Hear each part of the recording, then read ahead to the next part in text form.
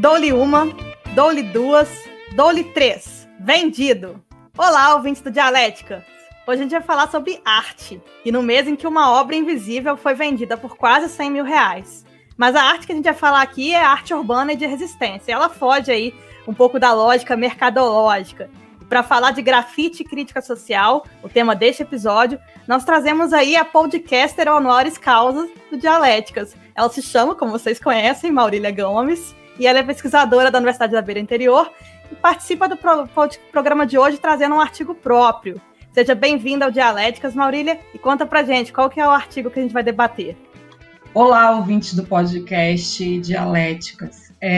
Estou aqui de novo com vocês, é um prazer, quero agradecer a Isabela e o Giovanni por me convidar novamente. Dessa vez eu venho aqui trazer para vocês um artigo de minha autoria e do meu orientador lá na Universidade da Beira Interior, do professor José Ricardo Pinto Carvalheiro. Ele chama Grafite e Crítica Social, uma análise discursiva da figura do índio na arte de crânio. Ei, Gil! Para a gente falar aí sobre o tema do grafite, eu quero perguntar para você, qual que é o seu grafite favorito de Portugal? Olha, Covilhã é a cidade do grafite, né? A cidade que tem um festival de arte urbana muito legal, a Maurília e você também, Isabela, conhece. É uma pena que, por causa da pandemia, está cheio de problemas, né? O evento não ocorre do tamanho que normalmente ocorre. Mas, se você for um dia estiver em Portugal, por acaso for visitar Covilhã, faça a Rota da Arte Urbana, que é realmente muito legal, tem artistas de vários países. A Maurília pode falar depois melhor sobre isso. E sobre a presença da Maurília já no quarto episódio, eu queria dizer que a gente trouxe ela buscando audiência. Porque o episódio que a Maurília trouxe sobre representação social com a Isabela e com uma outra participante, que eu não estava, obviamente, foi o que dei maior audiência desse ano. É um episódio ainda do ano passado. Então, jura, Giovanni? Exatamente. É o episódio mais escutado esse ano, desde que a gente mudou pro ângulo. Que surpresa, por isso que eu estou trazendo ela. Feliz. Estamos trazendo ela para ver se alavanca a audiência desse programa, que quando o Giovanni traz os episódios, não é bem assim. Acho que eu sou pé quente, hein, gente? Pois é, isso aí tem um sinal, mas vamos voltar aí para o artigo. E seja bem-vinda, Maurília, mais uma vez, e o microfone é seu. Tese. Bom, que responsabilidade a minha, agora eu estou até mais preocupada. Ainda bem que a tese desse artigo eu resolvi escrever para não perder nada do que precisa ser dito sobre grafite. O grafite hoje ele está inserido no campo das artes visuais e ganhou uma perspectiva multidisciplinar, ligada ao imaginário juvenil, e tem se consolidado na indústria cinematográfica, nos quadrinhos, na banda desenhada, como a gente fala aí em Portugal, nos videogames e até mesmo na moda. Mas nem sempre foi assim, não. Espalhados pelas ruas, em muros, paredes, portas, vagões de trem e outros espaços públicos, o grafite e as pichações se destacam na paisagem urbana de grandes cidades como Londres, Berlim, Nova York, Paris, São Paulo, Lisboa, aqui em Manaus e lá na Covilhã, onde, como bem disse o Giovanni, se realiza o Festival de Arte, que enche a cidade de artistas de nacionalidades diferentes em todos os anos e colore os muros e medianeiras, como diriam aí os hispanohablantes, né, que é aquela parede morta dos prédios. Esse tipo de manifestação cultural que hoje conhecemos como grafite nasceu na pré-história, com as pinturas das cavernas, passa pela pintura mural nas civilizações antigas e pelo muralismo moderno, com seus diferentes estilos e técnicas se modificando ao longo dos séculos, até chegar ao momento atual em que se caracteriza como uma arte urbana que tem origem na ilegalidade, na contravenção, na ocupação do espaço público pelas minorias e suas demandas. O grafite urbano contemporâneo surge em Nova York, durante a Segunda Guerra Mundial, com jovens de gangues fazendo suas assinaturas em muros e demarcando territórios. Mas foi durante os anos 70 que o grafite se tornou uma referência urbana de contestação social, presente nos diversos bairros, como Washington Heights, Bronx e Brooklyn. Atualmente, o grafite ocupa de forma simbólica o espaço público das metrópoles. Graças ao movimento hip-hop, propagado por jovens nas periferias que utilizam de seus talentos artísticos, música, dança, pintura e etc., para circular os discursos de protesto e de resistência político-cultural como forma de enfrentar o ocultamento da mídia dessas demandas. E por último, e talvez o mais importante de tudo, o grafite carrega a história de seus desenvolvedores. O artista do grafite se utiliza das confrontações diretas, da ironia e outros recursos discursivos para representar sua identidade. A mensagem do grafite pode ser de protesto, de resistência, mas é sempre uma representação do seu autor. Dessa forma, o grafite alcançou o status de arte, impulsionado por artistas como o nova-iorquino Jean-Michel Basquiat, falecido em 1988, que iniciou suas obras nas ruas de Manhattan e se tornou um dos maiores expoentes do neoexpressionismo mundial. E por outro artista de identidade desconhecida, que assina suas obras como Banksy e possui uma arte marcada por sua habilidade com o stencil e também contestação social e política. O primeiro trabalho do Banksy foi identificado na cidade de Bristol, na Inglaterra, e por esse motivo imagina-se que ele seja britânico, mas não se tem certeza. O grafite chegou no Brasil no final dos anos 70, na cidade de São Paulo, que já era uma grande metrópole. Nas décadas seguintes, os artistas brasileiros desenvolveram um estilo diferenciado e se consolidaram no cenário internacional. Artistas como Cobra e os Gêmeos, entre outros nomes, têm sua arte estampada nas principais metrópoles do mundo, assim como os portugueses Bordalo II e o Vils, que também são representantes da cultura de língua portuguesa nessa arte. O artigo que vamos discutir hoje trata do trabalho de outro brasileiro, Fábio de Oliveira Parnaíba, que assina suas obras como Crânio. Ele nasceu em 1982 e cresceu em meio à efervescência artística da arte urbana da Zona Norte de São Paulo, região que é considerada o berço do grafite paulistano e onde, a partir de 1998, os muros passaram a ser a sua tela.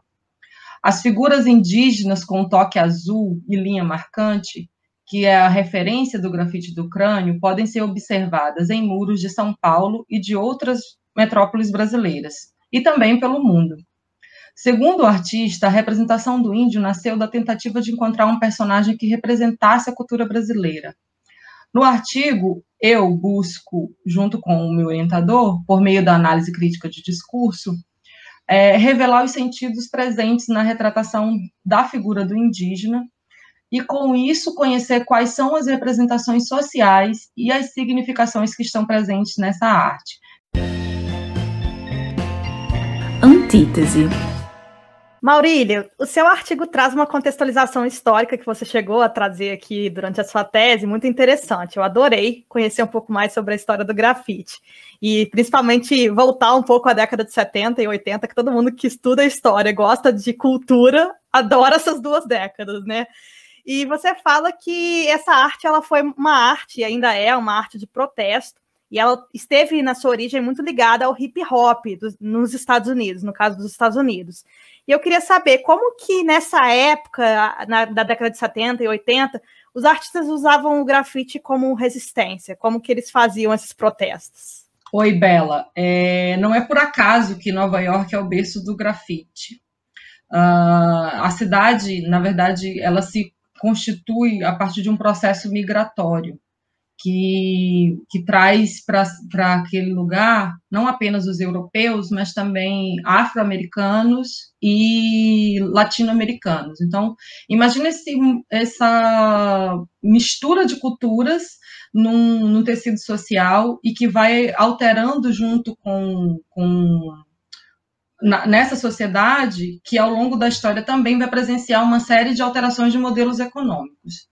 A partir daí, então, a gente vai ter, principalmente a partir dos anos 70, que é quando o movimento hip-hop se estrutura e começa a desenvolver suas ações, que o hip-hop é muito mais que o grafite em si, mas é também uma forma de contestação social, através da música, da dança. A gente vai ter estilos próprios de dança, a música com o rap muito, muito, muito, muito forte, e o grafite ela é só mais uma das artes, ela é só mais uma das formas de se expressar.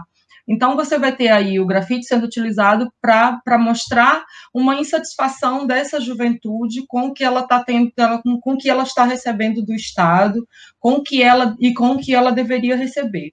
A partir desse momento, a cidade vai virar um caldeirão de cultura, e você vai ter os trens sendo pichados. Então, você tem hoje retratos de Nova York nesse período, na década de 70, 80, principalmente, com muita pichação de trem, que é o espaço, que é também um dos principais espaços de pichação, além dos muros e paredes. Ô Gil, enquanto eu estava lendo um artigo, eu também me lembrei do punk, que na mesma época, aí na década de 70, 80, ele se usava também do grafite enquanto resistência. Você se lembra aí de outros movimentos históricos que também utilizavam essa forma de expressão enquanto protesto? A pichação, ela é basicamente do hip hop, assim, se for associar a música, né? O grafite está muito associado ao hip hop ou ao punk rock, né? São os dois movimentos. Eu diria que o movimento musical de periferia, que é uma contestação, apesar de uma pegada muito diferente hoje, é o funk, né? O funk do Rio de Janeiro muita gente diz que é o novo punk rock, né? Em atitude. O som pode ser bastante diferente, mas em atitude tem um estilo muito parecido. Agora, são esses dois movimentos musicais porque a gente não lembra disso antes, né? Eu acho que não existe antes um movimento de rua urbano. Essa questão de protesto, de resistência urbana, é alguma coisa que vai vir mesmo a partir da segunda metade do século XX. Ô Maurília, eu gostei muito da parte do seu artigo que você fala do leilão, que eu achei muito curioso, eu não conhecia essa história. Para o ouvinte que está ouvindo, o Banksy ele fez um leilão de um painel dele, e aí eles imprimiram esse painel, enfim. E aí, no momento em que o lance final foi arrematado, bateram um martelo e tal, que era mais de $1 milhão, não sei o que ele fez, mas a figura foi despedaçada em várias tiras, assim. E aí eu queria saber, né, que essa ação do Banksy sinaliza, o que ele quis dizer com isso? Bom, na verdade, quando essa obra foi... eu sou suspeita para falar do Banksy, porque eu sou muito apaixonada pelo trabalho dele, eu acho que ele é um artista fora do comum, fora que tem toda essa aura de mistério sobre quem ele é, né? Suspeita-se que ele seja um líder de uma banda, que eu não vou falar o nome aqui, mas enfim, porque não se tem muita certeza de quem ele é mesmo. Mas essa obra específica que eu cito no artigo é A Menina com o Balão, é uma das obras mais conhecidas dele. E em 2008, a Sotheby's, que é aquela casa de leilões famosíssima, leiloou esse quadro por 1 milhão e 1,4 libras, assim. E aí, exatamente no momento em que eles bateram o martelo, a obra que estava emoldurada, o desenho começou a descer e parou exatamente no meio. Assim, ela foi picotada, ela foi, na verdade, o desenho foi cortado em tiras e o picador parou no meio. Nesse mesmo momento, o Banksy, através das suas redes sociais, se não me engano, no Instagram, divulgou um vídeo onde ele mostrava como ele tinha confeccionado a moldura para aquela tela. Então, assim, tinha sido tudo mesmo feito intencionalmente, não foi uma coisa aleatória. Ele tinha pensado como colocar aquilo como um protesto, porque, de certa forma, você pegar uma obra de um artista de rua e levar para vender num museu por um valor absurdo que é esse, mais de 1 milhão de libras, também meio que contra uma contestação da própria função do grafite, né? Que é ser algo popular, que é ser algo de acesso para todos. Por isso que o grafite ele sempre está num espaço público. O Banksy, ele é essa figura contestadora, ela é essa figura que está sempre... E os grafites dele, quando aparecem em uma cidade, se torna sempre uma atração. Tipo, ele grafita uma porta, essa porta já passa a ser a coisa mais importante daquele espaço e vai para galerias, enfim. Mas o Basquiat é um pouco disso, assim. Eu lembro que eu participei, eu visitei uma exposição que o CCBB de São Paulo realizou sobre a obra do Basquiat, e era incrível você ver o grafite que ele fazia nas portas também. Então eu acho que, eu não tenho certeza, porque a gente não sabe, a gente não conhece bem o Banksy, mas eu acho que ele deve se inspirar um pouco na obra do Basquiat também. Eu acho que tem ali uma pegadinha também. Hoje eu tenho certeza que você conhece o Banksy, mas eu queria saber aí quais outros artistas você consegue citar que contribuem aí como forma de protesto, tanto histórico quanto atualmente. Mas isso é a base da arte, né, Isabela? Porque se tu parar para pensar, desde a própria Semana de Arte Moderna, o movimento modernista ele é toda uma contestação. A Guernica do Picasso é uma denúncia da Guerra Civil Espanhola. O que é a música brasileira nos anos 60 e 70 durante a ditadura militar? O que é a manifestação, inclusive na mídia? O Pasquim, por exemplo, reunia também grandes artistas, escritores. Então, a arte sempre esteve muito ligada à questão da contestação, do protesto. A arte sempre foi uma forma de se manifestar, de se protestar contra as coisas absurdas. E aí, trazendo para situações bem atuais, né? Nós temos, por exemplo, ali o trabalho que o System of a Down faz com a questão da Armênia. Desde a questão do genocídio armênio do começo do século XX até essa última guerra que teve contra o Azerbaijão, que a banda lançou 2 singles ano passado para arrecadar dinheiro para uma ONG que estava fazendo um trabalho junto com o pessoal de Nagorno-Karabakh, né? Eu não sei falar o nome dessa região ali entre a Armênia e o Azerbaijão, mas tudo bem. Mas, então, assim, isso é normal. Para mim, o que é estranho é a arte que não protesta, que não contesta. E aí não é arte, é só entretenimento. Essa discussão de quando artista se posiciona politicamente, aí vem gente e comenta, nossa, você fica se posicionando politicamente, você não tem que fazer isso, eu tô aqui para te ouvir. Gente, por favor, né? O artista que não se manifesta politicamente é que tá errado, na verdade. É alguém que não entende o que é arte, né? Não entende mesmo qual é a função da arte. Não, e a melhor arte do Brasil foi na contestação. Como eu disse antes, a contestação à imposição cultural de fora, que foi o modernismo, e depois da ditadura militar. Isso aí que serviu os grandes artistas brasileiros. E falando aí em contestação, no seu artigo, Maurília, você fala sobre a ligação das metrópoles com grafite, e você chega a mencionar algumas cidades aí, como é o caso de São Paulo, que São Paulo é realmente expoente de arte urbana. Eu sempre me lembro do Beco do Batman, quando eu estava lá, fiquei muito impressionada mesmo.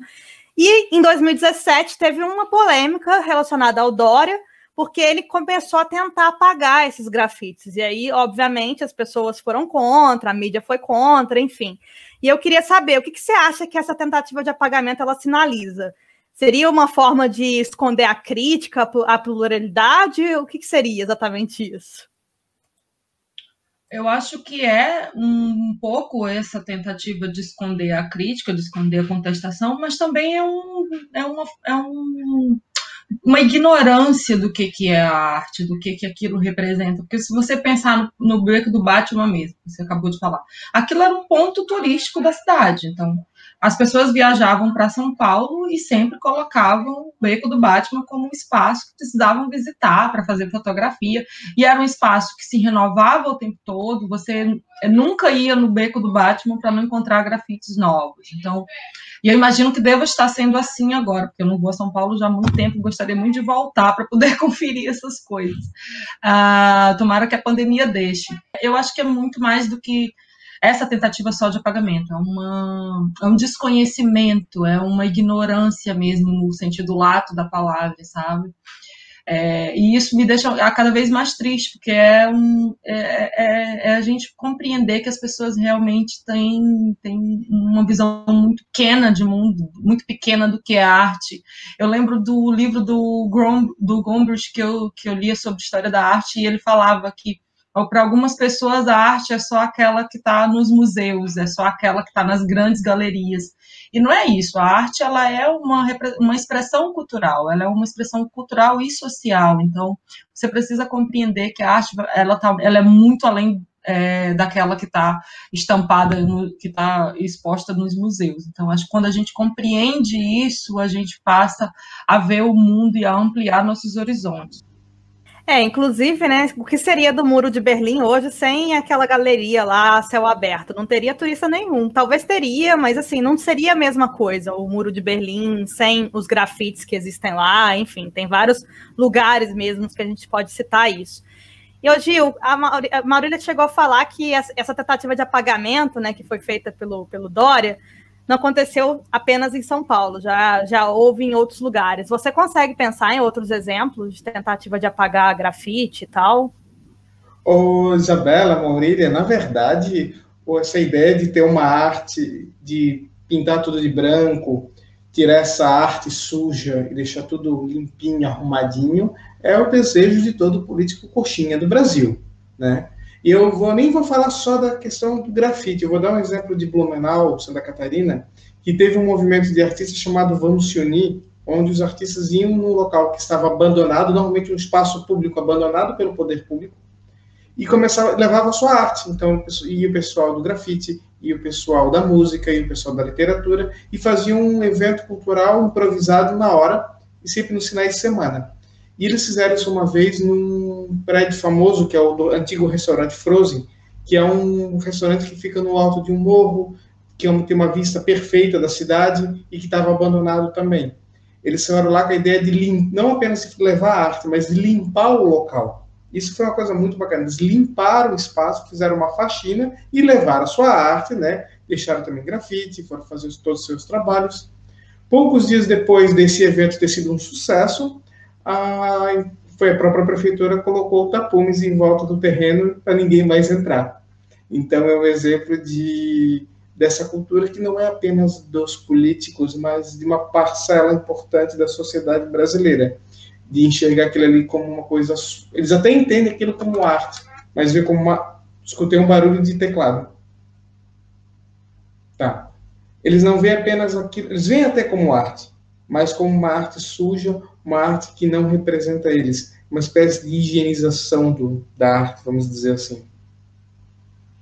O que eu vejo de muitos políticos mesmo é quase uma tentativa de apagamento da cidade mesmo, do espaço de convivência da cidade. Assim, você vê cada vez mais shopping centers, cada vez mais espaços que não são de convivência. Isso sinaliza muita coisa e é uma loucura, porque aí depois se critica a falta de segurança pública, por exemplo, e a falta de segurança pública está muito relacionada ao apagamento desses espaços, porque se não tem ninguém circulando nesses lugares, é óbvio que vai ficar mais inseguro mesmo. E falando nessa questão de apagamento, Maurília, você usa um caso aí para poder fazer a sua análise discursiva, que é o caso do artista Crânio, né? Que ele usa, como você falou na sua tese, a figura de um indígena que é azul, e esse indígena enquanto representação aí do Brasil mesmo.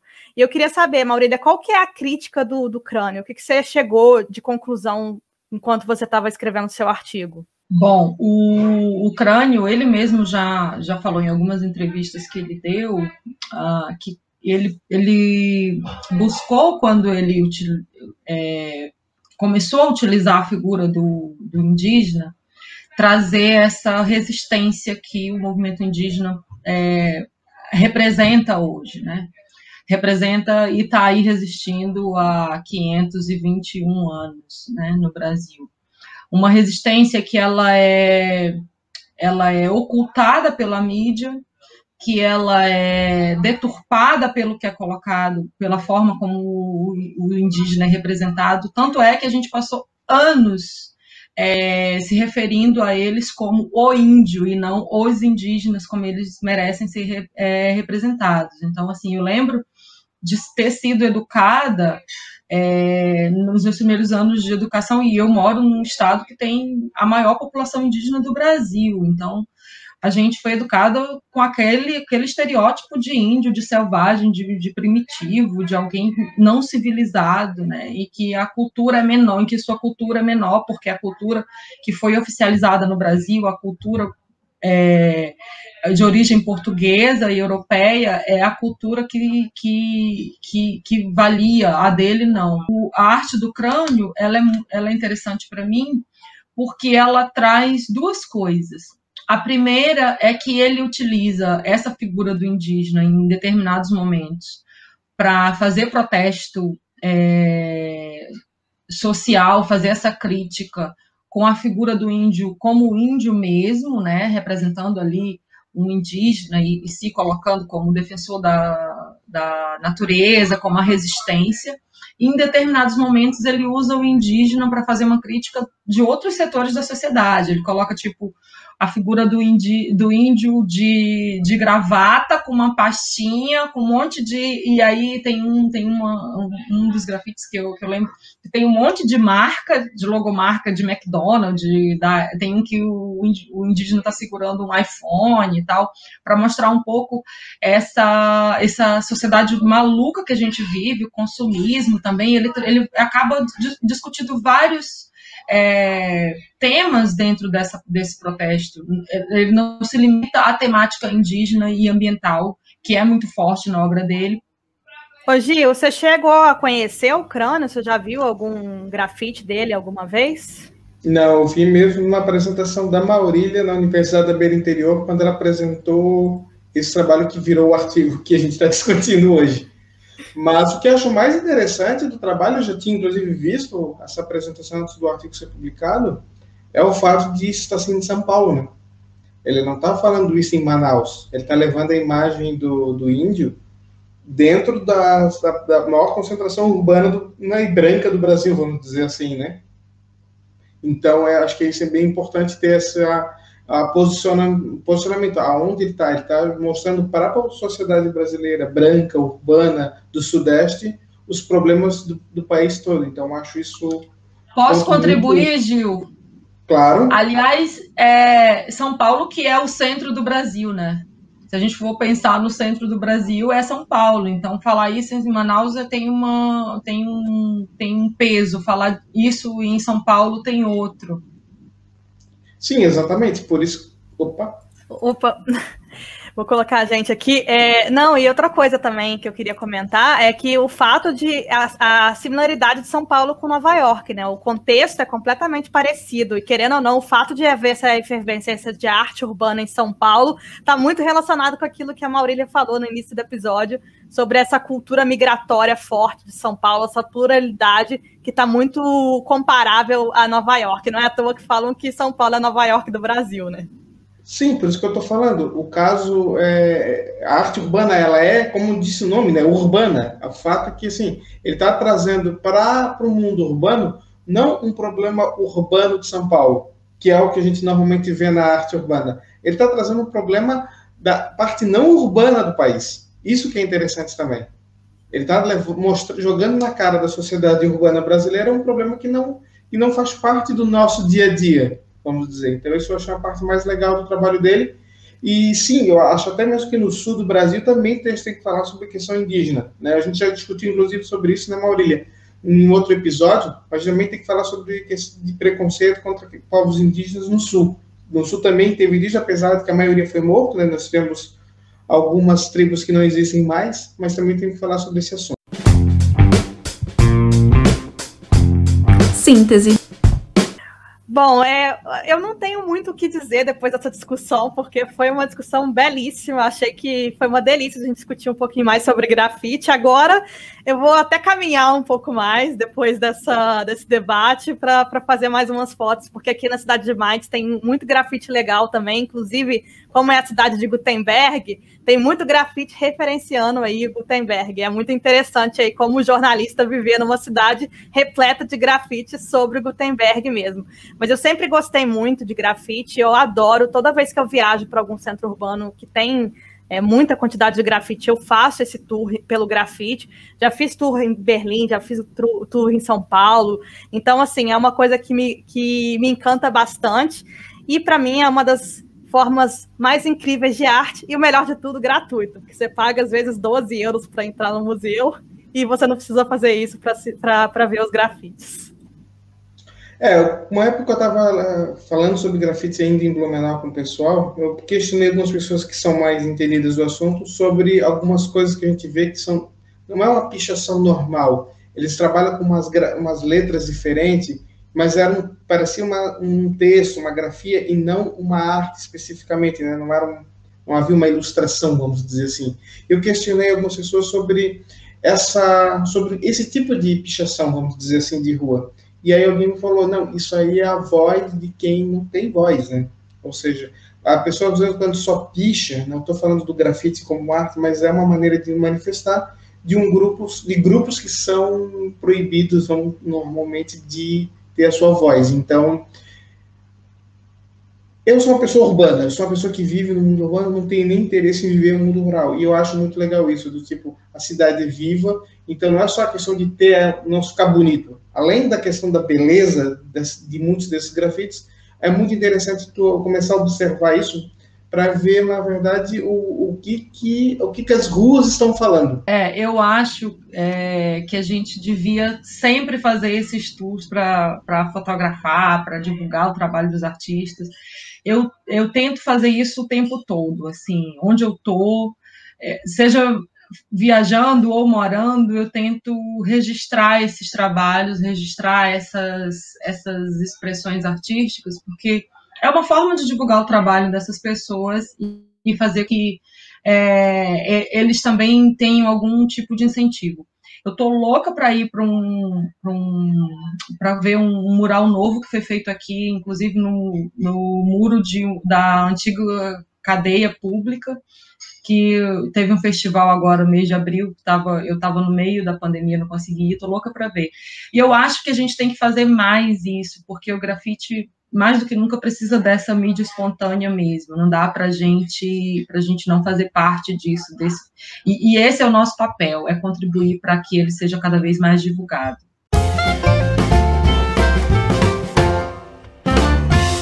E a minha referência, eu vou trazer falando sobre essa onda de divulgar, que a Maurília trouxe na síntese, tem um Instagram que eu adoro, que nem tem tanto seguidor assim, que chama As Paredes Gritam. E nele tem uma série de postagens que as pessoas trazem de frases de efeito, enfim, que foram escritas, né? E eu adoro, e todo mundo que pode colaborar. Então, às vezes, você está passando por algum lugar e viu alguma frase interessante que foi colocada em algum lugar aí, tira foto e manda para eles, que eles adoram participação. Bom, eu vou divulgar, eu vou seguir a referência padrão, vou sugerir o livro do Jesus de Diego, é o nome dele, eu até uso ele no meu artigo, chama La Palavra e la Imagen. Eu estou divulgando porque, na verdade, ele tem uma pesquisa muito cuidadosa sobre esse tipo de manifestação, que é o grafite, e traz para mim uma das melhores contextualizações do cenário político e social, tanto do início dessas manifestações, quanto ele contextualiza a diferença do surgimento do grafite nas Américas e no continente europeu, que são formas totalmente diferenciadas de protesto. Eu vou sugerir primeiro o Hot de Arte Urbana da Covilhã, do Festival U, e vou passar, no caso, no site do dialéticas.com, vai ter um link que mostra os trabalhos que foram feitos na cidade. Então, você vai entrar no site, vai ver as fotos, vai ficar com vontade de visitar a Covilhã para conhecer todo esse trabalho. E, por último, também recomendo um vídeo que foi feito com o pessoal em Blumenau sobre o artista Clovis Truppel, também conhecido como Risco. É um artista que até ficou famoso por uma arte urbana desse, um grafite, chamado A Mulher de um Risco Só. É um cara que já morreu, mas foi um dos grandes ativistas culturais da cidade, inclusive criador do Colmeia, que é provavelmente uma das melhores manifestações de arte do meu estado. Bom, a gente está falando de grafite, mas a gente gosta mesmo de publicar em revista, né? Além de falar em grafite. Eu queria saber, Gil, o que a gente tem na agenda para o ouvinte? Olha, tem uma que vai para o dia 30 de junho, é o prazo final agora para você mandar o abstract ampliado, e eu vou sugerir ele porque eu vou mandar, inclusive é uma conversa que eu estou tendo com a Maurília para a gente mandar um artigo para lá. É sobre jornalismo digital em espaço, jornalismo local no digital, sobre disrupção nessa área. E é uma revista Digital Journalism, da Routledge, e o prazo agora é no dia 30 de junho, para você mandar o abstract, né? E se for aprovado, você já vai ter o resultado dia 28 de julho. Aí você vai ter até o dia 30 de novembro para escrever esse artigo todo. Vocês já sabem, o link está no site dialéticas.com/agenda. Bom, infelizmente o nosso podcast vai chegando ao fim. Muito obrigada, Maurília, pela participação. A gente espera contar com você mais vezes. Eu que agradeço o convite e quero dizer que eu fico muito feliz com esse título de membro honoris causa. E também por saber que estava aqui no programa mais ouvido, esperamos aí batendo os recordes, né? Como diz aquele ditado, a gente atinge a meta e dobra a meta, né? Já diria alguém, né, que a gente conhece.